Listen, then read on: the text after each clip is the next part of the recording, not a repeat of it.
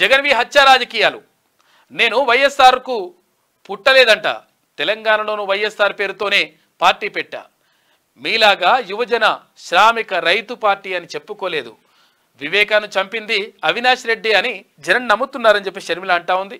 న్యాయం కోసం తొక్కని గడపలేదని చెప్పేసి వైఎస్ వివేకానంద రెడ్డి కుమార్తె సునీత అంటా ఉంది. ఇక కడప జిల్లాలో బస్సు యాత్ర విజయవంతమైంది.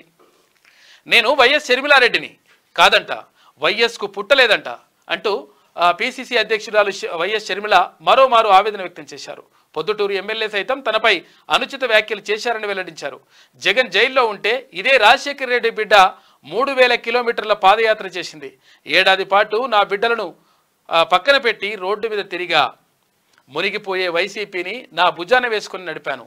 నేను పాదయాత్ర చేసినప్పుడు వైఎస్ షర్మిలారెడ్డి అయితే ఇప్పుడు నేను వైఎస్ బిడ్డని కాదంట అని చెప్పేసి ఆమె ఆవేదన వ్యక్తం చేసినటువంటి వార్తగా చూసుకోవచ్చు. ఇక్కడ మొత్తం మీద ఇక్కడ ఏది వైఎస్ వివేకానంద రెడ్డిని చంపించినటువంటి అవినాష్ రెడ్డి కావాలా, లేదంటే వైఎస్ బిడ్డనైనటువంటి నేను కావాలా అని చెప్పేసి ఇక్కడ షర్మిల అడుగుతా ఉంది.